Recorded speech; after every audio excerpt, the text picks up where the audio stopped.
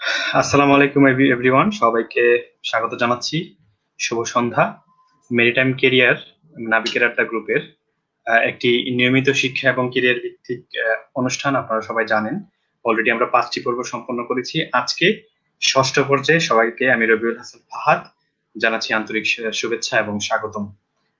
আপনারা অলরেডি যারা আমাদের লাইভে জয়েন করেছেন, আপনারা যদি মনে করেন আইএলটিএস বিষয়ে আপনাদের জানার আগ্রহ আছে এবং আপনার যদি পরিচিত কেউ থাকে যাদের আইএলটিএস দিবে অথবা দেওয়ার প্রিপারেশন নিচ্ছে দেশের বাইরে উচ্চশিক্ষা নেওয়ার জন্য, তারা আপনারা আমাদের এই ভিডিওটিকে শেয়ার করে দিন so that we can reach more people. আজকে আইএলটিএস বিষয়ে আলোচনা করব। আর আপনারা সবাই জানেন মেরিটাইম কেরিয়ার আজকে ষষ্ঠ পর্বের বিষয় হচ্ছে all you need to know about IELTS. তার মানে আজকে আমরা আলোচনার মাধ্যমে আইএলটিএস সম্পর্কে সব ধরনের খুঁটিনাটি জিনিস আমাদের আজকে অতিথি থেকে জানবো। সো আর দেরি না করে আমি আমার অতিথির সাথে আজকে পরিচয় করিয়ে দিচ্ছি। আমাদের সাথে আছেন সাদিউর রহমান তন্ময়, বাংলাদেশ মেরিন একাডেমির ৪৯তম ব্যাচের ইঞ্জিনিয়ারিং এর ক্যাডেট এবং উনি একজন আইএলটিএস ট্রেনারও। তাছাড়া ওনার IELTS band score 8 which is excellent. আমরা জানি 9 ব্যান্ডের মধ্যে আইএলটিএস পরীক্ষা অনুষ্ঠিত হয়। সো সেই বিষয়ে আমরা আজকে বিস্তারিত জানবো। আর দেরি না করে আমরা আমাদের আজকের অতিথিকে আমাদের স্ক্রিনে নিয়ে আসছেন সাদিউর রহমান তন্ময়। আসসালামু আলাইকুম স্যার, কেমন আছেন? ওয়ালাইকুম আসসালাম। কি অবস্থা রবিউল, কেমন আছো? এই তো স্যার, আলহামদুলিল্লাহ ভালো আছি। তো স্যার, আপনার চিটাগাং এর এখন বর্তমান অবস্থায় যদি একটু বলেন যে কোভিড এর কি অবস্থা, আমরা আগে আলোচনা যাওয়ার আগে। এখন সিচুয়েশনটা মানে একটু খারাপ। চিটাগাং এর অবস্থা আসলে শুধু খারাপ বললে একটু কম বলা হয়, বেশিই খারাপ চিটাগাং। আচ্ছা, সো আপনি একটু মানে সুস্থ থাকবেন এবং নিজেকে সেফ রাখবেন, সেটাই আছে, সেটাই চাই, এবং পরিবারের সবাইকে নিরাপত্তা বজায় রেখে আমাদেরকে চলতে হবে। আমিও শোর একদম প্রথমেই এটা বলতে চাই যে আমরা তো এখানে আইএলটিএস নিয়ে কথা বলতে চাচ্ছি, কিন্তু আসলে সবারই উচিত যে সবাই বাসায় নিরাপদ থেকে যে যেভাবে পারি পজিটিভ কিছু করা, বাইরে বের না হই, ঘরে থেকে পজিটিভ কিছু জীবনমুখী কিছু করি। ট্রু। স্যার, আপনাকে স্বাগত জানাচ্ছি আমাদের মেরিটাইম থ্যাংক ক্যারিয়ারের ইউ। ষষ্ঠ পর্বে। আজকে আপনি অলরেডি জানেন যে আমাদের বিষয় হচ্ছে all you need to know about IELTS. তো এখানে যারা জয়েন করেছেন, আমাদের দর্শক যারা আছেন, তারা হয়তো নাবিক এবং মেরিটাইম ইউনিভার্সিটি ব্যাকগ্রাউন্ড এবং অনেক অ্যাসপাইরেন্ট আছেন যারা আইএলটিএস দিবেন, বিদেশে উচ্চশিক্ষার জন্য যাওয়ার চেষ্টা করছেন। তো আলোচনার শুরুতেই আমাদেরকে যদি একটু এক্সপ্লেইন করেন যে যদি আমি আইএলটিএস সম্পর্কে ভালো ধারণা রাখি, কিন্তু আমাদের দর্শকের সবার জন্য আমরা একদম will start from the scratch. So what is IELTS, IELTS কি, এবং আইএলটিএস কেন প্রয়োজন, এবং আইএলটিএস আমরা কেন দিব? ওকে, ফার্স্টলি আইএলটিএস, আইএলস এটা হচ্ছে একটা international English language testing system. এটা একটা পরীক্ষা। এটাকে ধারণা করা হয় যে এটা পৃথিবীর সবচেয়ে পপুলার ইংলিশ টেস্টিং সিস্টেম। বিভিন্ন রকম টেস্টিং আছে, এটা তার মধ্যে সবচেয়ে এফেক্টিভ এন্ড পপুলার গুলোর একটা।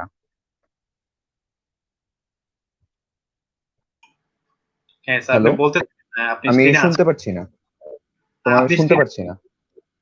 হুম, শুনতে পাচ্ছেন এখন? হ্যাঁ পারছি, বলো। তোমার সেকেন্ড পার্ট কি ছিল বুঝিনি। সেকেন্ড পার্ট হচ্ছে আইএলটিএস আমরা কেন দিব, মানে আইএলটিএস কি কি কি প্রয়োজনে আমাদেরকে আইএলটিএস দিতে হবে, দর্শকদের জন্য যদি একটু বলতেন। মূলত আইএলসটা দরকার যদি কেউ বাইরের দেশে যেতে চায়, মানে অ্যাব্রড কান্ট্রিতে যাওয়ার জন্য। কি কাজে? জাস্ট ঘুরতে যাবে, ট্যুরিজম? না, তা না। কারো যদি পড়ার ইচ্ছা থাকে, ওখানে হাইয়ার স্টাডি করার ইচ্ছা থাকে, ওয়ার্ক করতে চায়, অথবা ওখানে পার্মানেন্টলি থাকতে চায়, ফর লিভিং অ্যাব্রড। বেসিক্যালি এই তিনটা কাজের জন্য, study, work and living abroad, you definitely need IELTS. আচ্ছা, তো স্যার আইএলটিএস যে দিবে, আমরা সবাই হয়তো জানি আইএলটিএস এর দুইটা স্টেপ আছে।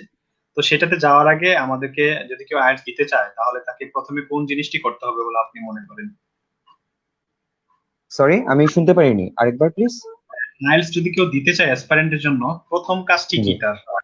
What is the first step to do? IELTS এর ফার্স্ট স্টেপটা আমি বলবো, আগে ডিটারমাইন করো যে তুমি আসলে যেতে চাও কি চাও না। আগেটা এনশিওর করো, কজ আইএলস এর ক্ষেত্রে অনেকের ক্ষেত্রেই যেটা দেখা যায় যে অনেকেই প্রোক্রাস্টিনেট করে, অনেকেই আলসেমিতে ভুগে যে আমি কি করব, কবে করব, রেজিস্ট্রেশনটা কবে করব। আমি বলবো যে আগে মন স্থির করো যে তুমি যেতে চাও, তুমি এই গোলটাতে আগাতে চাও, then proceed, that is the first step. তো স্যার আমরা এন্ড প্রথম সেকেন্ড স্টেপে আমি বলবো যে রেজিস্ট্রেশনটা খুব ক্রুশাল। রেজিস্ট্রেশনটা অনেকে আমরা ভুল করে ফেলি, যে নিজের ক্যাপাবিলিটি ওয়াইজ অনেকে রেজিস্ট্রেশনটা করে না। দেখা যাচ্ছে যে কারো সময় কম লাগে, কারো সময় বেশি লাগে। কেউ বেশি আগে রেজিস্ট্রেশন করে ফেলার কারণে ভালো স্কোর তুলতে পারে না, কেউ বেশি পরে করে আস্তে আস্তে ঝুলতে থাকে। এটা নিজেকে বুঝতে হবে। জি স্যার, রেজিস্ট্রেশন প্রসেসটা যদি কেউ নিজে করতে চায় অথবা কেউ বিভিন্ন ধরনের সেন্টার থাকে আইএলটিএস এর, তো কোনটা বেটার? কেউ যদি নিজে করে সেটা ভালো, নাকি আপনি সাজেস্ট করবেন কেউ আইএলটিএস সেন্টার গুলোতে গিয়ে রেজিস্ট্রেশন করবে? না, I think both are appropriate. তুমি নিজেও করতে পারো, কিংবা তুমি কোনো সেন্টারে গিয়েও করতে পারো। এখন তো আবার অনলাইনেও করা সম্ভব। তুমি ব্রিটিশ কাউন্সিল অথবা আইডিপি তে তুমি যদি কন্ট্যাক্ট করো, তুমি অনলাইনেও রেজিস্ট্রেশন করতে পারবে। আমি পার্সোনালি আমার সময় আমি নিজে গিয়ে করেছিলাম। আচ্ছা, তো স্যার আপনি তো আমাদের মেরিন কমিউনিটির একজন, আপনি বাংলাদেশ মেরিন একাডেমির 49তম ব্যাচের একজন ইঞ্জিনিয়ারিং ক্যাডেট ছিলেন। তো স্যার, আপনি কি উদ্দেশ্যে আইএলটিএস দিলেন এবং আপনার স্কোর খুবই ভালো। তো আজকে আমাদের প্রোগ্রামের মেইন যেই উদ্দেশ্য হচ্ছে আমরা আপনার থেকে কিছু টিপস দিব যে কিভাবে উই ক্যান গেট 8, সবাই যদি নাও পারি 7 এন্ড অ্যাবাভ। তো সেটা আপনার স্ট্র্যাটেজিটা আমাদেরকে প্রথমে শেয়ার করেন। তারপর স্যার আমরা আইএলটিএস এর 4টা পার্ট নিয়ে কথা বলবো, রেজিস্ট্রেশন তো কথা হয়ে গেছে। Then at the end of the day আরো কিছু কোশ্চেন, রিলেভেন্ট কোশ্চেন নিয়ে কথা বলবো। প্রথমে আপনার গল্পটা আমরা শুনবো। আসলে আমার গল্পটা তো অনেক লম্বা গল্প। তোমরা তো আমার ইমিডিয়েট জুনিয়র ব্যাচে ছিলে, তোমরা দেখেছোই যে আমি মেরিনে 49 ব্যাচে কালচারাল অ্যাক্টিভিটি ছিলাম, পড়াশোনা অনেক কিছু নিয়েই ছিলাম। তো মেরিন একাডেমি থেকে পাসিং আউটের পরে আমার একটা টার্গেট আসলো যে আমি বাংলাদেশে না, আমি অ্যাব্রোডে গিয়ে আমি আমার ফিউচারটা বানাতে চাই। স্পেসিফিক্যালি আমি একটা দেশ টার্গেট করে আগাচ্ছিলাম, জার্মানিতে। তো ওই সময় বিভিন্ন প্রবলেমস এর কারণে আমি তখন আগাতে পারিনি। বাট আমি এটার জন্য অ্যাডামেন্ট ছিলাম যে আমি এটার থেকে এগিয়ে যাব। তো ওইটা থেকেই মূলত আমি আইএলটিএস টা দিয়েছিলাম। আচ্ছা, তো স্যার আপনার এখন আমাদেরকে আপনি স্যার বলবেন যে আইএলটিএস টা, যেহেতু আমরা অলরেডি জানি 4টা সেকশনে, যারা না জানে না তাদের জন্য আপনি এক্সপ্লেইন করবেন একদম আইএলটিএস টা আসলে কিভাবে শুরু করতে হয় প্রথম থেকে প্রিপারেশন এবং সেকশন নিয়ে। স্যার আপনি একটু ডিটেলস এখন আমাদেরকে বলবেন যে আমরা কিভাবে এই জিনিসগুলা ভালো করতে পারি, এবং আমাদের যারা যদি কেউ 7 চায় অথবা 7+ অথবা 8 চায়, তাদের জন্য স্পেসিফিক কোনো সাজেশন। আগে স্যার বলবেন 4টা মডিউল নিয়ে। আচ্ছা, তো আইএলটিএস প্রথমে শুরু করি মডিউল গুলো নিয়ে। আইএলটিএস নিয়ে আমরা অনেকে অনেক টেনশনে ভুগি যে কি কি চাচ্ছে, আমরা কি করব, বা এতগুলা জিনিস, এত লম্বা সিলেবাস, কি পড়বো। এটা তো একটা পরীক্ষা। একদম রিল্যাক্স। তুমি যেভাবে কথা বলছি, আইএলটিএস হচ্ছে তা। আমরা এমনিতে ফেসবুক যেভাবে টাইপ করি, আইএলটিএস হচ্ছে তা। আমি একটা কমেন্ট পড়বো, এটাকেও আইএলটিএস এর আমি অংশ বলতে পারি। আর এখানেই বেসিক্যালি আইএলটিএস এর 4টা পার্ট হচ্ছে: রিডিং, লিসনিং, স্পিকিং, রাইটিং। তো স্যার আমরা স্টেপ বাই স্টেপ যদি আমরা এগুলো নিয়ে আলোচনা করি, প্রথমে জানতে চাইবো এখানে দর্শক যারা আছে, রিডিং রিডিং অনেকে মনে করে যে স্পেসিফিক, আমার কাছেও মনে হয় যে 4টা মডিউলের মধ্যে রিডিংটা একটু ডিফিকাল্ট। তো প্রথমে আমরা ডিফিকাল্ট দিয়ে শুরু করি, তারপর আমরা সহজগুলোতে যাচ্ছি। তো স্যার, রিডিংটাকে কিভাবে ইমপ্রুভ করা যায়? এবং রিডিং এর যেহেতু আপনি দুইটা জানেন, আপনি হয়তো দিয়েছেন, যেহেতু আপনি অবশ্যই জানেন যে একাডেমিক এবং একটা আছে জেনারেল টেস্ট। তো আমাদেরকে আগে একটু বলবেন একাডেমিক এবং জেনারেল টেস্টের ডিফারেন্টটা এবং রিডিং সম্পর্কে কিছু টিপস। আমি একটু একটা ধারা ফলো করি, একটা ফ্লো ফলো করি। আই থিঙ্ক এটা সবার জন্য কাজে দিবে। ফার্স্ট অফ অল, আমি একাডেমিক আর জেনারেলটা নিয়ে একটু কথা বলি। সবার কিন্তু একাডেমিকটা প্রযোজ্য না, সবার জন্য কিন্তু জেনারেলটা না। আসলে কোনটা একাডেমিক, কোনটা জেনারেল? একটা স্টুডেন্ট, একজন যে কিনা হায়ার স্টাডির জন্য অ্যাব্রোডে যেতে চায়, ওর জন্য লাগবে academic. Academy that means study. আর একজন যে অ্যাব্রোডে গিয়ে ওখানে থাকতে চায়, ওখানে গিয়ে চাকরি করতে চায়, তার জন্য যেটা প্রয়োজন সেটা হচ্ছে জেনারেল। আর দুইটা দুইটা দুইটার টাইপের মধ্যে জেনারেলটা তুলনামূলক সহজ, আর একাডেমিকটা একটু ক্রিটিক্যাল। কজ তুমি ওখানে পড়াশোনা করতে যাচ্ছ, ওরা তোমাকে এখানে তুমি পড়াশোনা করতে পারবে কিনা, তুমি হায়ার স্টাডি জন্য কতটুকু ফিট, এটা তোমাকে ওরা জাজ করবে। আর এটার পরে আমি মনে করি যে একাডেমিকটাই আমরা বেশিরভাগ দেই, জেনারেলটা সাধারণত দেওয়া হয় যে অ্যাব্রোডে থাকার জন্য। একাডেমিকটাই আমি করেছিলাম, এন্ড আমি একাডেমিকটা নিয়ে কিছু গাইডেন্স দিতে চাই। একাডেমি হোক বা জেনারেল হোক, আমি মনে করি রিডিং এ আগেই ঢোকা উচিত না। রিডিং এ ঢুকলে অনেকে একটু নার্ভাস ফিল করবে। শুরু করা উচিত লিসেনিং দিয়ে। জি তো আইএলস কি আসলে? আইএলস হচ্ছে ইংলিশ ল্যাঙ্গুয়েজের একটা টেস্ট। তো এই টেস্টটা শুধু তাদের জন্য অ্যাপ্লিকেবল যারা নেটিভ ইংলিশ ইউজার না। তুমি আমি, আমার মাতৃভাষা বাংলাদেশ, বা আমরা বাংলাদেশে থাকি, আমাদের মাতৃভাষা বাংলা। তো আমি যদি এখন একটা ইংলিশ স্পিকিং কান্ট্রিতে যেতে চাই, England or America, Canada, New Zealand, তো ওখানে গিয়ে আমি ওই দেশের কোনো লোকের সাথে আমি ইংলিশে কমিউনিকেট করতে পারবো কিনা, এটার জন্য আমি আইএলটিএসটা দিচ্ছি। তো তাহলে আমরা একদম বেসিকে চলে যাই। আমরা যখন বাংলাদেশে যখন প্রথম জন্ম নিয়েছিলাম, জন্ম তো একবারই নেই, প্রথম দ্বিতীয়র কিছু নেই। তো যখন জন্ম নিলাম, আমার মা কি, তোমার মা কি আমাদের সামনে সুন্দর করে একটা বাংলা বই এনে দিয়েছিল যে রবিউল বাংলা রিডিং করো? তা তো করেনি। আমরা না, শুরু করেছিলাম লিসেনিং দিয়ে। ট্রু। আমাদের মা আমাদেরকে শুরু করেছিল লিসেনিং দিয়ে। রবিউল, সাদি, তন্ময়, এই ছোট্ট ছোট শব্দগুলো দিয়ে আমাদের ভাষা, বাংলা ভাষা শুরু। জি আইএলসটাও এভাবে শুরু করা উচিত। ইংলিশে ফার্স্টে লিসনিংটা দিয়ে স্টার্ট করা উচিত, লিসনিং মডিউলটা দিয়ে। লিসনিং এর পরে একই সাথে আস্তে আস্তে স্পিকিং, রিডিং, ফাইনালি গিয়ে আমি রাইটিং এর কথা। স্যার, লিসনিং এর ক্ষেত্রে অনেক অ্যাসপাইরেন্ট বলে যে ওনারা যেহেতু 4টা সেকশন থাকে, প্রথম আস্তে আস্তে ইজি টু ডিফিকাল্ট এর দিকে যায়। তো ওরা অনেকেই এই জিনিসটা খেয়াল করে যে 4 নাম্বার সেকশনে যে 10টা কোশ্চেন থাকে ওইটা খুব ফাস্ট বলে, তো ওই ফাস্ট বলাতে ওইটা ওরা ধরতে পারে না। এই প্রবলেমটা অনেকেরই হয়। তো সেই ক্ষেত্রে ওই জিনিসগুলা ওভারকাম করার জন্য আপনি কি সাজেশন দেবেন? আমি সেটা দেখানোর জন্য একটা জিনিস রেডি রেখেছিলাম, সবাইকে দেখাই। আমার এখানে 3টা পেন্সিল রেডি ছিল। জি। লিসেনিং এ আমি পরীক্ষা দেওয়ার সময় কোনো কারণে যদি আমার একটা পেন্সিল পড়েও যায়, আমার কাছে 2টা পেন্সিল থাকবে। Wow. This is a strategy. It means listening এর টাইমে ফুল কনসেন্ট্রেশন থাকবে আমার লিসেনিংটাতে। আমার যে অডিও ক্লিপটা একবার প্লে হয়ে যাচ্ছে সেটা নেক্সট টাইম আর কখনো আসবে না। জি ট্রু। সো এই অবস্থায় যেন কিছুতেই মিস না যায়, আর যদি কোনো কারণে একটা মিস চলেও যায়, ওটার পিছনে দৌড়ানোর দরকার নেই। তোমার হাতে যেটা আছে সেটার দিকে আগাও, সেটাতে কনসেন্ট্রেট করো। আরেকটা কোশ্চেন হচ্ছে স্যার, যে দ্রুত বলে হ্যাঁ, হ্যালো যে ইংলিশটা কি বললো সেটা সে রবিউল, তোমার বুঝতে পারে না, স্ক্রিন আটকে সেই গিয়েছে। ক্ষেত্রে স্যার কোশ্চেন হবে। আচ্ছা, দেখতে পাচ্ছেন স্যার? এখন ঠিক আছে? হ্যাঁ, এখন এখন ক্লিয়ার হয়েছে। হ্যাঁ, এখন ক্লিয়ার হয়েছে। আমি যেটা বলছিলাম স্যার, ওই যে অনেকগুলা সেকশনে লাস্টের দিকে এত ফাস্ট বলে যে আমি বুঝতে, মানে আমরা বুঝতে পারি না যে আসলে সে কি বলতে চাচ্ছে। এটা অনেকের ক্ষেত্রেই হয় যে রেপিড রেপিডলি কথা বলে যাচ্ছে একজন প্রফেসর, ডায়ালগ অথবা মনোলগ। তো সেই ক্ষেত্রে মানে ওইটাকে ওভারকাম করার জন্য স্যার কি করব? সেই ক্ষেত্রে ওভারকাম করার জন্য ওদের ফাস্টের দিকে তুমি, ওরা ফাস্ট বলছে না স্লো বলছে ওটার দিকে ফোকাস করবে না। তুমি তোমার নিজের ব্রেনকে ফাস্ট করবে। How? The simple idea is, তুমি আগে থেকে কিছু জিনিস রেডি করে রাখবে। ওরা কি পার্টস অফ স্পিচ বলতে চাচ্ছে, ওরা কোন পার্টস, তোমার যে কোশ্চেনটা আছে তোমার হাতে, ওরা কিন্তু কিছুক্ষণ নীরব থাকে।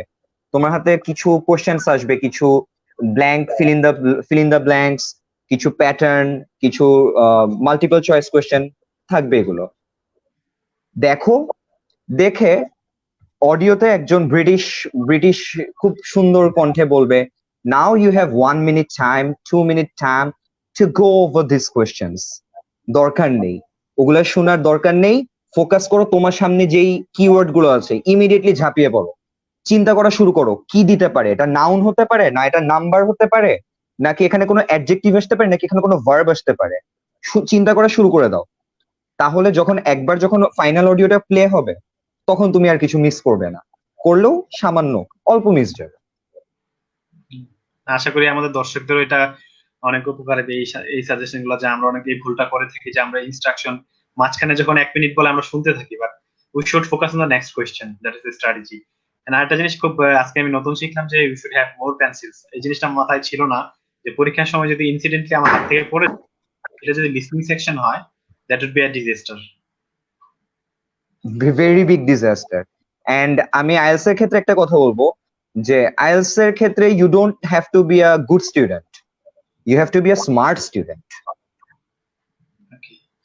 এটা হ্যাঁ, ভালো স্টুডেন্টদের জায়গা না, এটা হচ্ছে জি। যারা কম সময়ে ব্রেইনটাকে খাটিয়ে সবচেয়ে বেস্ট রেজাল্ট আনতে পারবে তাদের জায়গা। একটা টিচার এরকম বলছিল আমাকে যে this is not test of your intellectuals, this is not test of your science, it's all about English. It's all about English, আচ্ছা, তো স্যার বাট ইন্টেলিজেন্স থাকলে সেটা হেল্প করে। স্ট্র্যাটেজিটা ইম্পর্টেন্ট। এখন স্যার লিসনিং তো মোটামুটি আমরা বুঝতে পারলাম, লিসনিং এর পরে স্যার কোন সেকশন নিয়ে কথা বলতে যাচ্ছেন?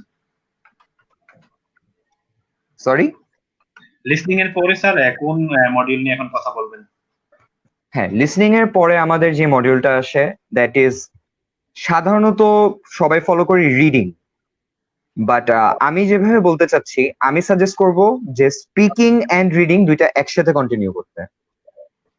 কারণ আমরা যে বা যেই আইএলটিএস যারা দিতে চায়, আইএলটিএস যারা করতে চায়, তারা কেউই ইংলিশ রিডিং এ একেবারে যে নতুন তা না। আমরা সবাই কিন্তু রিডিং মডিউলের এটা করেছি, যে আমরা কম্প্রিহেনশন সবাই ছোটবেলা থেকে করে আসছি। আশা করি আইএলটিএস সবাই এসএসসি পরেই দিতে চায়, এসএসসি এইচএসসি পরেই দিতে চায়। তো কম্প্রিহেনশন আমরা ছোটবেলা থেকে করে আসছি, তো তাহলে রিডিং এত ডিফিকাল্ট? তোমার কি ধারণা রবিউল? রিডিং ডিফিকাল্টির একটা জিনিস হচ্ছে টাইম ম্যানেজমেন্ট, তো সেই ক্ষেত্রে আমাদেরকে আপনি কি বলবেন? Time management.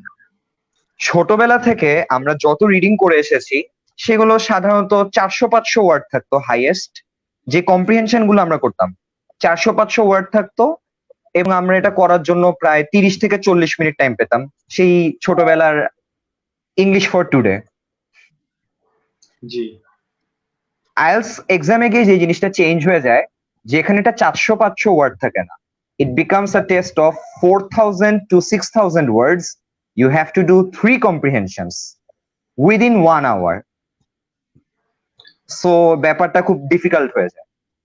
তো এই ক্ষেত্রে আমি একটা জিনিস বলবো, যেটা ছোটবেলা আমাদেরকে অনেকে বাবা মা বলতো, যে মাল্টিপল চয়েস কোশ্চেনের ক্ষেত্রে যেগুলো নিজেরা আগে পারো 100% কনফিডেন্ট, স্পেশালি ভর্তি পরীক্ষার ক্ষেত্রে যেটা তুমি 100% জানো সেটা আগে দাগেও, তারপরে তুমি অন্য কোশ্চেন গুলায় যাও, নেগেটিভ মার্কিং এ পড়ার দরকার নেই। আইএলটিএস এক্সামে ব্যাপারটা অনেকটা ওরকম হয়ে যায়। তোমাকে করতে হবে যেটা, তুমি যেই কোশ্চেন গুলা পারো আগে সেগুলো আনসার করো। একটুখানি ডাউট লাগছে ওখানে, টাইম 1 সেকেন্ডও তুমি বাড়তি নষ্ট করবে না, মুভ অন। মনে করো যে এটাতে থাকলে তোমার জীবনের বড় ক্ষতি হয়ে যাবে, ইমিডিয়েটলি মুভ অন করো, পুরা টেস্ট শেষ করে ফেলো। লাস্টে যখন তোমার হাতে দেখবে অঢেল সময় আছে আর তোমার হাতে অল্প কয়েকটা কোশ্চেন যেগুলো তুমি আনসার করতে পারোনি, তখন ঠান্ডা মাথায় আস্তে আস্তে আনসার করতে পারবে। এর ফাঁকে স্যার একটা কমেন্ট আমরা পড়িনি, এখানে বলছে what is the optimum requirement for IELTS exam, also the age requirement sir. Sorry, what is the optimum requirement? আসলে আইএলটিএস এক্সামের ক্ষেত্রে কোনো ওরকম রিকোয়ারমেন্ট যে সেরকম চায় তা না। এটা তোমার রিকোয়ারমেন্ট যে তুমি কখন আইএলটিএস করতে চাচ্ছ। যেরকম হ্যাঁ, আমি যাদেরকে দেখেছি, পাসপোর্ট থাকাটা মনে হয় মাস্ট, পাসপোর্ট থাকতে পাসপোর্ট হবে। পাসপোর্ট না থাকলে তুমি তোমার স্পিকিং টেস্টের সময় যেরকম পাসপোর্ট রেখে দেয়, পাসপোর্টটা তোমার থাকতে হবে।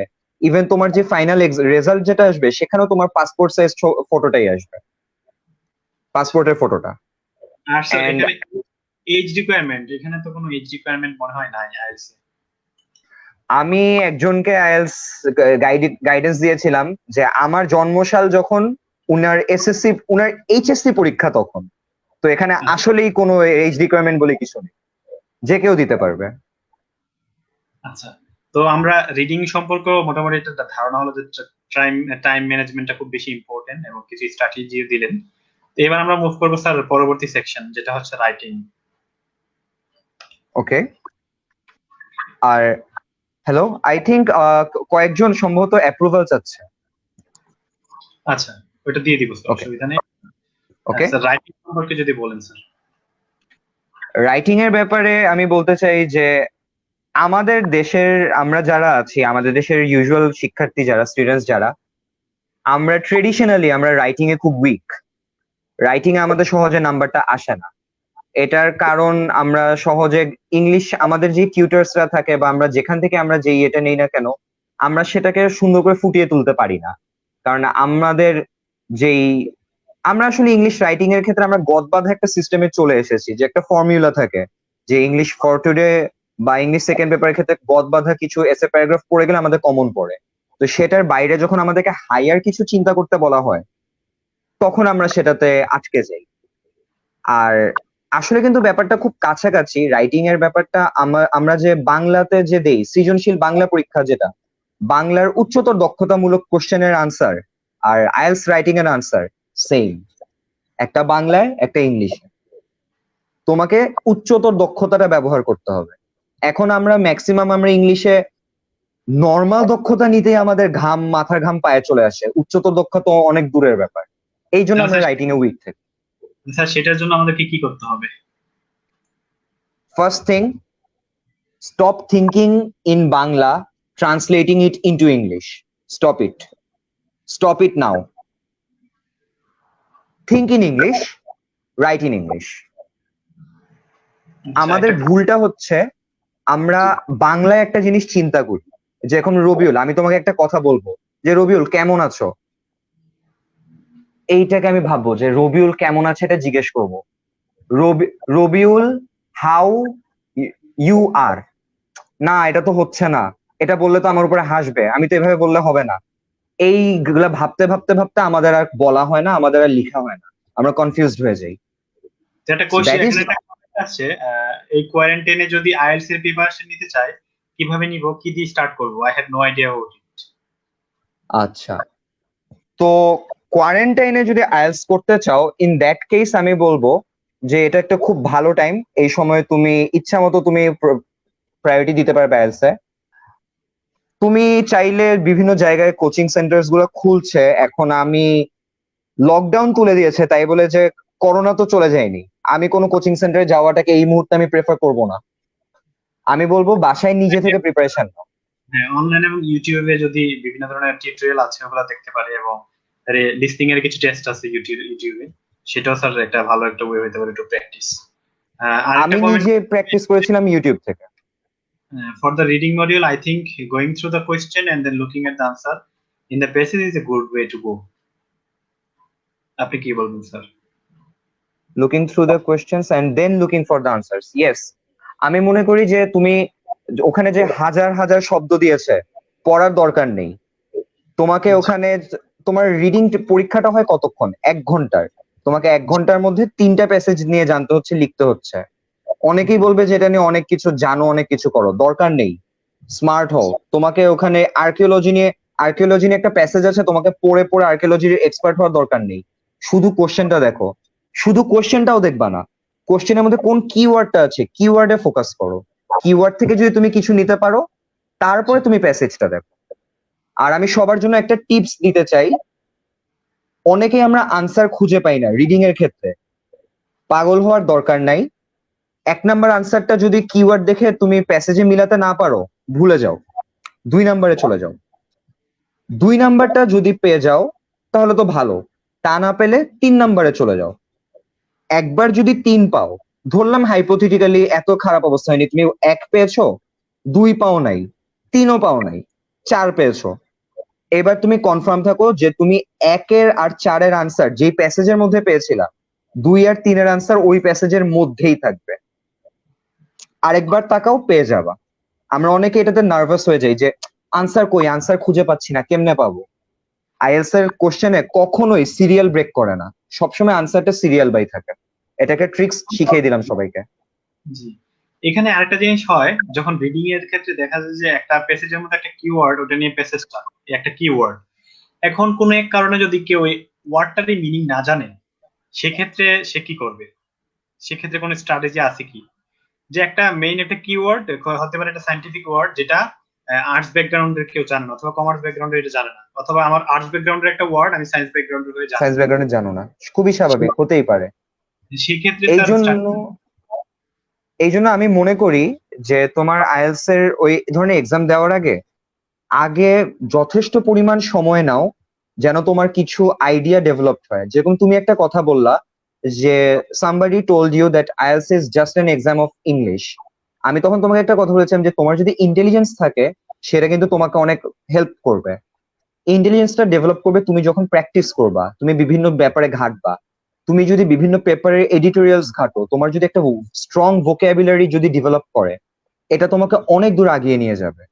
এটা ছাড়া তুমি যদি শুধুমাত্র নিজের, না আমি ইংলিশ মোটামুটি পারি আমি আইএলটিএস দিয়ে দিই, what's the worst that can happen? হয়তো তুমি তোমার ইচ্ছা অনুযায়ী স্কোরটা তুলতে পারবে না, that's the worst that can happen.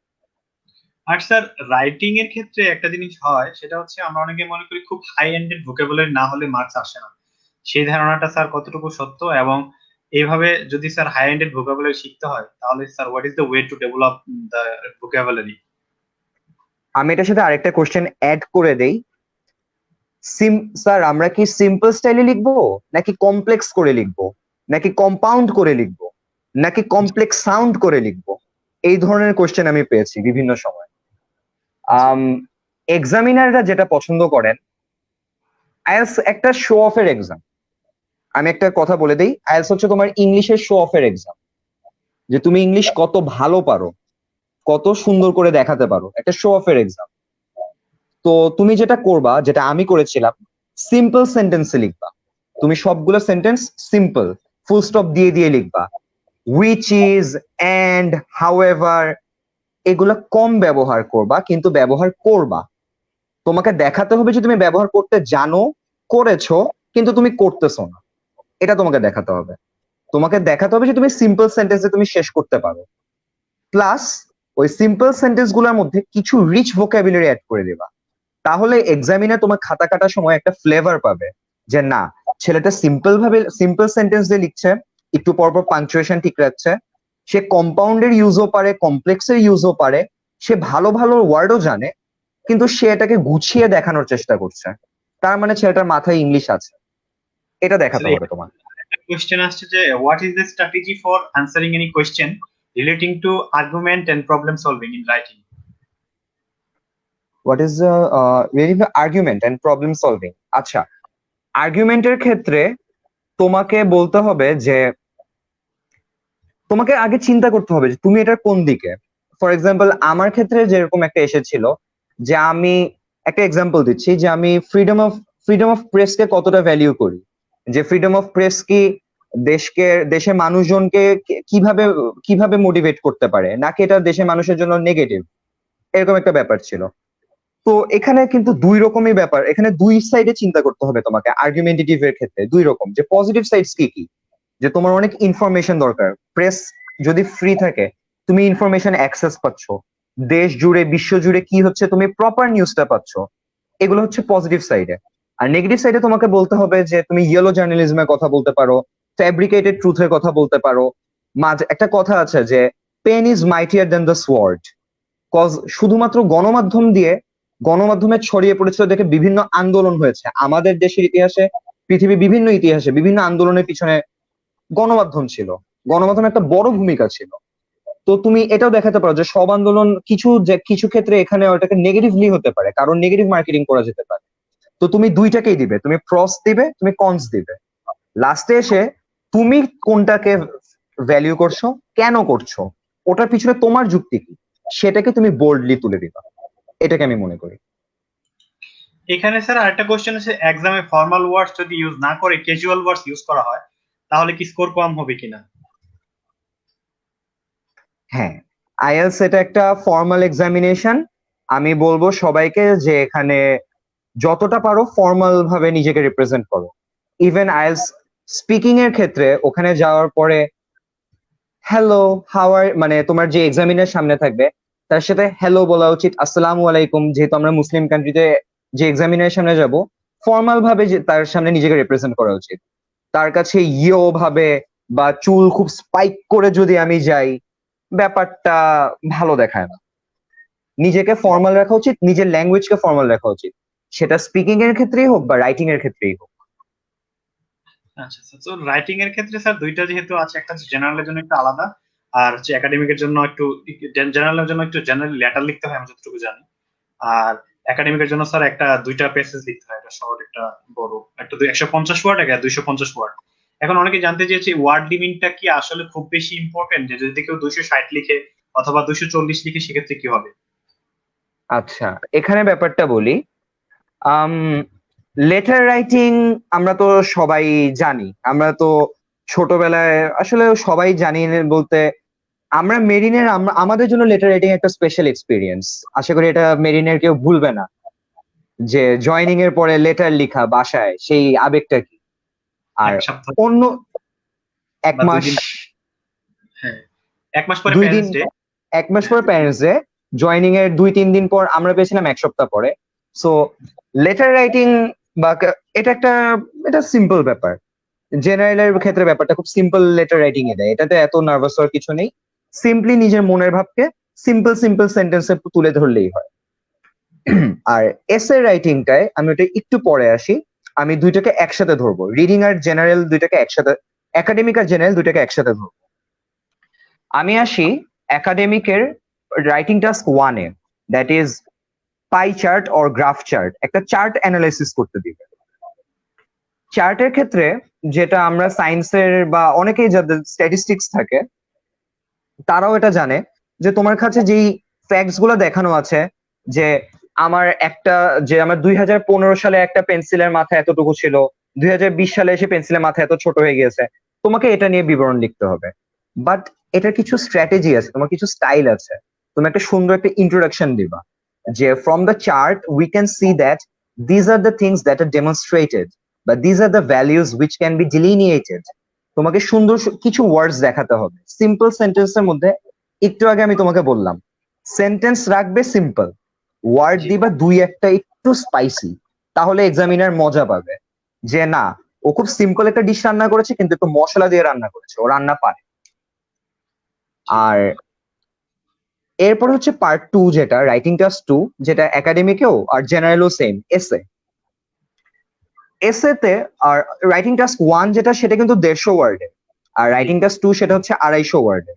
250 ওয়ার্ডের ব্যাপারটা নিয়ে আমি একটু আগে কথা বললাম, যে আর্গুমেন্টেটিভ, যে ফার্স্ট একটা ইন্ট্রোডাকশন দিবে, তারপর তুমি তোমার তোমার একটা সাইড ধরলে, তারপর আরেকটা অপোজিং সাইড দিলে, তারপরে তুমি ফাইনালি নিজের একটা উচ্চতর দক্ষতা, ওই যে আমরা বাংলায় চতুর্থ নাম্বার পাওয়ার জন্য যেটা লিখতাম উচ্চতর দক্ষতা, ওরকম জি। নিজের একটা সিদ্ধান্ত দিতে হবে তোমাকে। তো অনেকেই এখানে খেই হারিয়ে ফেলে, যে 140 ওয়ার্ড নাকি 160 ওয়ার্ড, 240 না 270-80 না 300 ওয়ার্ড লিখবো। এদেরকে আমি সবাইকে আমি বলবো 150-250, ভাই এত ডেঞ্জারাস জোনে হাঁটার দরকার কি? তুমি কি কখনো রেলিং ছাড়া বিল্ডিং এর সাইড দিয়ে যদি বিল্ডিং এর ছাদে হাঁটো, ওটা তো ব্যাপারটা সেফ না। রেলিং থেকে একটু দূরে হাঁটো, তোমার কাছে 150 ওয়ার্ড বলেছে, তুমি 160-70 লিখে দাও। তোমার তো নাম 160 থেকে 70 লিখো, বেশি 200 ওয়ার্ড ক্রস করে ফেলো না, সেটা দেখতে ভাল লাগবে না, তোমার সাথে সময় থাকবে না। আর 250 ওয়ার্ডের যে ব্যাপারটা বলেছে, আমিও বলবো যে ওখানেও 260-70 করো। 300 ওয়ার্ড যদি করতে যাও, আমার মনে হয় না যে সবার হাতের লেখা এতটা সাপোর্ট দিবে যে তুমি লিখতে পারবা, ঘন্টা বেজে যাবে, তোমার ইনকমপ্লিট খাতা জমা দিতে হবে। জি, আরেকটা কথা হচ্ছে, কেউ যদি 249টা লাগে সেক্ষেত্রে নেগেটিভ মার্কিং হবে, আমি জানি, কারণ রিকোয়ারমেন্ট তোমার 250। তোমার যদি ওয়ার্ড লিমিটের চেয়ে কম পড়ে, যেটা আমি বললাম যে রেলিং এর এত কাছে যাচ্ছ কেন, বিপদ হয়ে যাবে। যদি তোমার তুমি যদি 149ও লিখো টাস্ক 1 এর ক্ষেত্রে, 249ও লিখো টাস্ক 2 এর ক্ষেত্রে, এটা যদি কাউন্ট করা হয়, তোমাকে নেগেটিভ মার্কিং করবে। এটা করার রাইট আছে, তোমাকে বলেছে মিনিমাম এত ওয়ার্ড লিখো, তুমি কথা শুনো না। তো হ্যাঁ, জি। এখন একটা ব্যাপার হচ্ছে, এই রেলিং থেকে সেফ থাকবা কিভাবে? আমি একটু আগে বললাম যে সময় নিয়ে বিপদে পড়বা। তো তাহলে তুমি এত কিছু লিখতে হচ্ছে, 150 ওয়ার্ড সেফ সাইডেই থাকি, 160 ওয়ার্ড, আর ওখানে আরো 260 ওয়ার্ড, তোমাকে লিখতে হচ্ছে 420 ওয়ার্ড। তো এই 420-র প্যারা থেকে তুমি বাঁচবে কিভাবে? ব্যাপারটা হচ্ছে, তোমাদের কিছু জিনিস ফলো করা দরকার, তোমাদের কিছু শিটস আগে থেকে কিছু স্যাম্পল রাখা দরকার। আমি একটা জিনিস রেখেছিলাম, এই ব্যাপারটা দেখো, এটা হচ্ছে আইএলস এর একটা স্ট্যান্ডার্ড একটা ফরম্যাট। আইএলস এর জি, একটা স্ট্যান্ডার্ড রাইটিং টেস্ট এরকম ফরম্যাটে হয়, এই ধরনের শিটে। তো আমি বলবো তোমরা যেটা করতে পারো, টাস্ক 1 এর ক্ষেত্রে তুমি বাসায় এই ধরনের শিট ডাউনলোড করে ফটোকপি করে রাখো, তারপর নিজে নিজে প্র্যাকটিস করে দেখো যে তোমার হাতের লেখায় এখান থেকে শুরু করে 150 ওয়ার্ড কোথায় গিয়ে শেষ হয়। 160-70 প্র্যাকটিস করো, তাহলে তোমাকে আর পরীক্ষার হলে বসে তোমাকে গুনতে হবে না যে আমি কি 160 বা 170 লিখেছি নাকি আমার কম হয়ে গেল। তোমার আঙ্গুলের সাথে একটা মাসেল মেমোরি ফর্ম করো, যেন তোমার আঙ্গুল জানতে পারে যে আমি কি ঠিক মতো লিখেছি নাকি লিখিনি। Same goes for 260, 270। জি, চমৎকার আইডিয়া। আমার মনে হয় এটা লিসনিং এবং রিডিং এর জন্য এটা করা যায়, প্র্যাকটিসটা ওইটাও ফর্ম পাওয়া যায় ইন্টারনেটে, যেটা আমি কিছুদিন প্র্যাকটিস করেছিলাম। এটা খুবই ভালো idea to improve the speaking and sorry listening and writing writing এর ক্ষেত্রে। এবার লিসেনিং, সরি আমি শুনিনি তোমার কথাটা। হ্যাঁ, লিসনিং নিয়ে আমরা স্যার কথা বলেছি, এখন স্যার আমরা প্রোগ্রামের প্রায় শেষের দিকে। তো এবার লাস্ট সেকশন নিয়ে আমরা কথা বলবো, স্পিকিং, যেটা আমরা সবাই সবচেয়ে বেশি বলি। স্পিকিং নিয়ে স্যার আমাদেরকে বলেন, speaking, how to improve speaking. আমি যদিও জানি speaking can be improve by speaking, এখন সেটা নিয়ে আপনি কি বলবেন? To improve speaking, talk with anybody anywhere in English. তোমাকে চিনে চিনে না, জাস্ট কথা বলতে থাকো, তোমাকে পাগল ভাবতে পারে, চালায় যাও, সমস্যা নাই। বিকজ একটা ব্যাপার আছে, আমাদের দেশে একটা প্রবলেম আছে, আমরা যখন কেউ যখন খুব সুন্দর পোলাইটলি প্রোনাউন্সিয়েশন করে, প্রোনাউন্সিয়েশন না, প্রোনাউন্সিয়েশন, কেউ যখন সুন্দর করে শুদ্ধ প্রোনাউন্সিয়েশন করে, আমরা না তাকে সমাজে পাত্তা দিতে চাই না। আমরা মনে করি যে এই ছেলেটা ধুরু কি আসছে, এভাবে কথা বলে কেন, খাইছি গেছি করছি, এটা না বললে আমরা আসলে ফ্রেন্ড সার্কেলে আমরা ঠিক ভাবটা পাই না, দামটা পাই না। আমরা যদি করেছি, খেয়েছি, গিয়েছি বলি, এই ও কি ও এরকম কেন, বাংলায় হোক বা ইংলিশে হোক। তো আমি বলবো এদের কারণে আমাদের নিজেদের স্পিকিংটা ধ্বংস হয়। ফরগেট ইট, এটা ভুলে যাও, নিজের প্রোনাউন্সিয়েশনটাকে ইমপ্রুভ করার ট্রাই করো যেভাবে সম্ভব। সেটা তোমার বিভিন্ন ক্ষেত্রে তোমার হেল্প আসবে। আমি বলবো তোমরা ইউটিউবে ভিডিও দেখো, তোমরা ইংলিশ মুভি দেখো, ইংলিশ গান শুনো, শুনে মিরর প্র্যাকটিস করো। অনেক আছে, অনেক গ্রুপস আছে, অনেক জায়গায় আছে যারা ফেসবুকে হোক হোয়াটসঅ্যাপে হোক যারা প্র্যাকটিস করে, তাদের সাথে প্র্যাকটিস সেশনে আসো। অ্যান্ড স্পিকিং এর ক্ষেত্রে, যে স্পিকিং টেস্টটা, স্পিকিং মডিউলে 3 ধরনের কোশ্চেন হয়। ফার্স্টে তোমাকে জিজ্ঞেস করবে তোমার ইন্ট্রোডাকশন। যারা একাডেমিক তাদেরকে আমি আরেকটা চিট কোড দিয়ে দিই, আমি তো আজকে শোতে অনেকগুলো চিট কোড দিচ্ছি, আরেকটা চিট কোড দিই। এডুকেশন নিয়ে এখনই রেডি হয়ে যাও, তোমার এডুকেশন নিয়ে তোমাকে কোশ্চেন করবেই। তুমি যাচ্ছ একাডেমিক টেস্ট দিতে, তুমি হায়ার স্টাডি করবা, বাইরের দেশে গিয়ে পড়াশোনা করবা, তুমি কি মনে করো যে তোমাকে টেস্টে জিজ্ঞেস করবে না যে তুমি কেন পড়াশোনা করতে আসছো? অবভিয়াসলি তোমাকে এডুকেশনে কোশ্চেন করবেই 100%। এখন থেকে তুমি এডুকেশন নিয়ে রেডি হয়ে যাও, যে তোমার এডুকেশনের কিছু কোশ্চেন তুমি রেডি করা শুরু করো। অ্যান্ড কি ধরনের কোশ্চেন্স, তুমি কি পড়েছো, কোথায় পড়েছো, কেন পড়েছো। আবার সেম কোশ্চেন গুলাকে ফিউচার টেন্সে নিয়ে যাও, তুমি কি পড়তে চাও, কোথায় পড়তে চাও, কেন পড়তে চাও। What, where, Y. হাউ ভাবতেই পারো, হাউ ওয়াই এর একটা অংশে পড়ে যায়। তো এই 6টা question, what, where, why, past টেন্সে রেডি করো, ফিউচার টেন্সে রেডি করো। তোমার আগে কোন সাবজেক্ট পড়েছো, ফিউচারে কোন সাবজেক্ট পড়তে চাও, কোন দেশে পড়তে চাও, কেন পড়তে চাও। এই কোশ্চেন গুলা, এই 6টা কোশ্চেন তুমি লিখে ফেলো, লিখে প্র্যাকটিস করো। এখানে একটু মশলা দাও, একটু স্পাইস দাও, সিম্পল সেন্টেন্সের মধ্যে একটা দুইটা ভালো ওয়ার্ড দাও।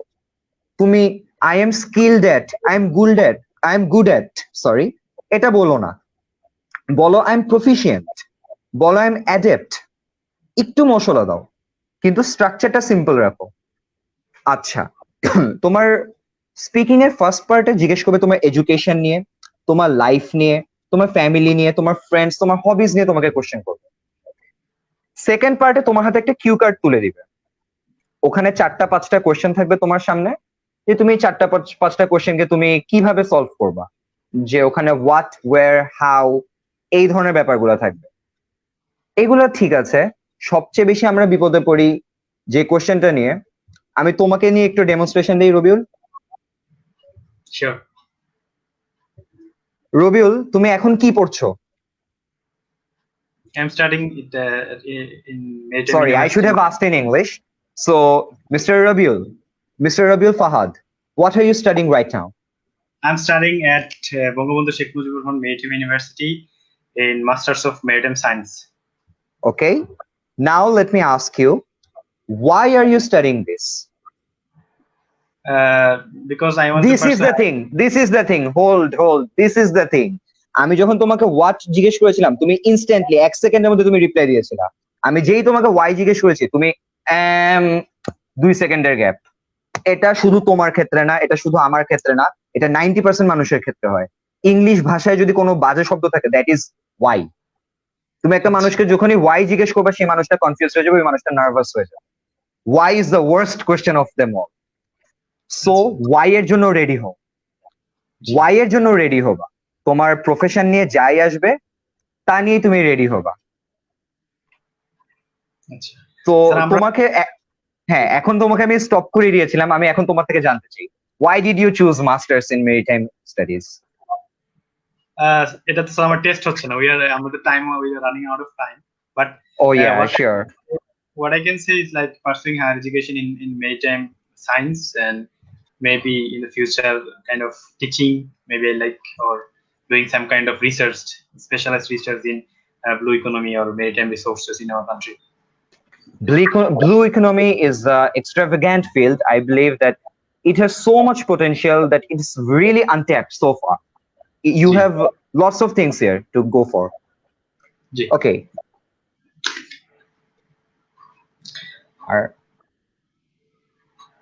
Hello. লাস্ট একটা কোশ্চেন আছে স্যার, এটার পরে আমরা শেষের দিকে চলে যাব। আমরা যেহেতু 4টা সেকশন নিয়ে কথা বলে ফেলেছি, একটা কমেন্ট আছে, I heard about IELTS scholarship, but is it applicable for Bangladesh? And most of the students shoot for coaching center. Does it benefit them? Coaching centre benefit করে, একেবারে যে করে না তা না। কোচিং সেন্টার বেনিফিট করে, কেন করে ওটাই আসি। ফার্স্ট পার্ট বলি, আইএলটিএস স্কলারশিপ রং। আইএলটিএস একটা টেস্টিং সিস্টেম, এটা তোমাকে টেস্ট করছে যে তুমি একটা নন নেটিভ ইংলিশ স্পিকার হিসেবে তুমি কতটা ভালো ইংলিশ বলতে পারো। আইএলটিএস এর যে মার্কিংটা করা হয়, সেটা একটা রেশিও। আমার মনে হয় এই জিনিসটা একদম শিওর প্রথমে বলা উচিত ছিল। সমস্যা নাই, ইন্ট্রোডাকশন আর কনক্লুশন দুইটাই সেম ইম্পর্টেন্স রাখে। এটা একটা রেশিও। আইএলটিএস এর যে ব্যান্ড স্কোর, এটা একটা রেশিও। আমার যে ব্যান্ড স্কোর এসেছে, যেটা তুমি শুরু করলা, এটা আমাকে দেখাচ্ছে যে আমি একটা নেটিভ স্পিকারের সাথে রেশিও, যে আমি একটা নেটিভ স্পিকারের সাথে কতটা সামঞ্জস্য রেখে কথা বলতে পারবো, কতটা কম্প্যাটিবল। আমারটা হচ্ছে 8 আউট অফ 9। এরকম কারোটা হতে পারে 7 আউট অফ 9, কারোটা হতে পারে 7.5, তো 9 আউট অফ 9 হতে পারে। মজার ব্যাপার হচ্ছে নেটিভরা নিজেরা 9 আউট অফ 9 হয় না, ওরা অনেকে আইএলটিএস 5ও পাবে না। এটা হচ্ছে একটা খুবই হাস্যকর ব্যাপার। তো নেটিভদের ক্ষেত্রে যে মজার ব্যাপারটা হয়, তো তুমি এটা দিচ্ছ, তুমি জাস্ট একটা কম্প্যাটিবিলিটি রেশিও। তুমি এটা দিয়ে স্কলারশিপ আশা করতে পারো আমি মনে করি না। ম্যাক্সিমাম কান্ট্রিতে, যেসব কান্ট্রিগুলোতে আমি অ্যাপ্লাই করেছিলাম, ওখানে তোমার স্কলারশিপ পাওয়ার জন্য আদার ক্রাইটেরিয়াস থাকে। তোমার এটা টেস্ট ইংলিশের একটা রিকোয়ারমেন্টস বলা যায়, যে এইটা রিকোয়ারমেন্ট হচ্ছে যে তুমি শুধু ওই দেশটাতে পড়ার জন্য এলিজিবল কিনা, এটার জন্য রিকোয়ারমেন্ট। বাট এটার সাথে স্কলারশিপ এতটা সম্পৃক্ত থাকে না। আর দ্বিতীয় ভার্সিটি ভ্যারাই করে। দ্বিতীয় পার্টটা ছিল কোচিং সেন্টার। কোচিং সেন্টার নিয়ে আমি বলবো যে আমি পার্সোনালি কিন্তু করেছিলাম যখন, তখন আমি কোনো কোচিং এ যাইনি, আমি সম্পূর্ণ হোম স্কুলড। আইএলটিএস এর ব্যাপারে আমি নিজে প্রিপারেশন নিয়েছিলাম, নিজে নেট দেখে ঘেটেছিলাম। কিন্তু সবার ক্ষেত্রে তা না, বিকজ আমি যেভাবে বড় হয়েছি, অন্য আরেকজন হয়তো ওভাবে বড় হয় নাই। আমার এনভায়রনমেন্টে প্রচুর ইংলিশ ছিল। আমি যেরকম এরকম জানি যে আমি এনভায়রনমেন্ট বলার চেয়ে ইনভায়রনমেন্ট বলাটা বেটার। জিনিস আমরা যেরকম ভেজিটেবল বলি, এটা ভেজিটেবল না, ইটস ভেজিটেবল। অনেকের ক্ষেত্রে কিন্তু এই শিক্ষাটা পায়নি, অনেকে এনভায়রনমেন্ট থেকে এই ব্যাপারটা পায়নি। তারা তাদের স্কুল লাইফ, কলেজ লাইফে ভালো ইংলিশে এ প্লাস পেয়ে গিয়েছে, কিন্তু তাদের যেহেতু এনভায়রনমেন্ট থেকে ব্যাপারটা পায়নি, সে যদি কোনো কোচিং এ যায়, আমি মনে করি কোচিং এ গেলে একটা ইংলিশ এনভায়রনমেন্ট পেতে পারে। সেটা একটা বোনাস সাইড। কিন্তু এই মুহূর্তে এই কোভিড এর এই সময় কোনো কিছুকে আমি নিজের লাইফের চেয়ে বেশি বোনাস সাইড এখন ধরবো না। সবাইকে বলবো স্টে হোম, সময় লাগুক, আরেকটু সময় বেশি লাগবে, একটু প্র্যাকটিস সেশন বেশি যাবে, বাট যান আগে। যান যদি থাকে তুমি অনেক কিছুই করতে পারবা, যান না থাকলে তো ঠুস। জি স্যার, আমরা প্রোগ্রামের একদম শেষ পর্যায়ে চলে এসেছি। আপনি যদি স্যার দর্শকের উদ্দেশ্যে শেষ 1 মিনিট কিছু বলতে চান, কনক্লুডিং সেন্টেন্স আর কনক্লুডিং স্পিচ যেটাকে বলি আমরা।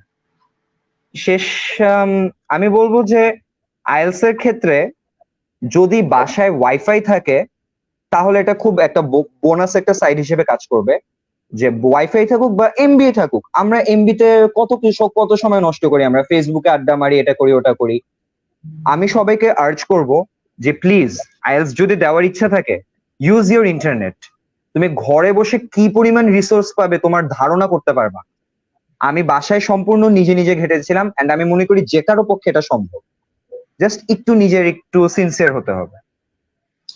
ধন্যবাদ স্যার, আপনার অসংখ্য তথ্যবহুল এই আমাদের এই আলোচনা ছিল। আমাদের দর্শকরা অনেক উপকৃত হয়েছেন, অনেকে ধন্যবাদও জানিয়েছেন কমেন্টের মাধ্যমে, এবং মনে হয় আইএলটিএস রিলেটেড সব ধরনের কোশ্চেন, ট্রিক্স আমরা পেয়ে গেছি। তো স্যার, আপনাকে অনেক ধন্যবাদ আপনার সময়ের জন্য, আমাকে সময় দেওয়ার জন্য। থ্যাংক ইউ রবিউল, তোমাকে অনেকদিন পর দেখে ভালো লাগলো। Best of luck. Thank you sir. দর্শক, আমরা অনুষ্ঠানের প্রায় শেষ পর্যায়ে চলে এসেছি। আপনারা আপনাদের আইএলটিএস রিলেটেড সব ধরনের কোশ্চেন আনসার, কোয়েরিজ এর আনসার আপনারা পেয়ে গেছেন আশা করি। আমাদের মেরিটাইম কেরিয়ারের ধারাবাহিক এই পর্বগুলো চলতে থাকবে, এবং আগামীকাল আরো একটি স্পেশাল পর্যায়ে বা আমাদের পর্ব রয়েছে, সেটা হচ্ছে আইবিএমবিএ সমাচার। অর্থাৎ আইবিএমবিএ তে ভর্তিকালীন টিপস এবং আইবিএমবিএ সম্পর্কে সব ধরনের জিনিস নিয়ে কালকে আমাদের সাথে যুক্ত হবেন ঢাকা ইউনিভার্সিটির আইবিএমবি এর এক্স গ্রাজুয়েট তাহিদ সাতিল, এবং উনি বাংলাদেশ মেরিন একাডেমির 47তম ব্যাচের একজন এক্স ক্যাডেট। আগামীকাল ঠিক 7টায় আমাদের নাবিকের আড্ডা চ্যানেলে অনুষ্ঠিত হবে আমাদের এই 7ম পর্বটি। আপনারা সেই পর্বে সবাই অংশগ্রহণ করবেন, এবং আইবিএমবি রিলেটেড আপনাদের যত ধরনের কোয়েরিজ আসে আপনারা কমেন্ট সেকশনের মাধ্যমে আমাদেরকে জানাবেন। We will try to answer all of your queries. Thank you আপনাদের এতক্ষণ আমাদের সময় দেওয়ার জন্য। শুভরাত্রি।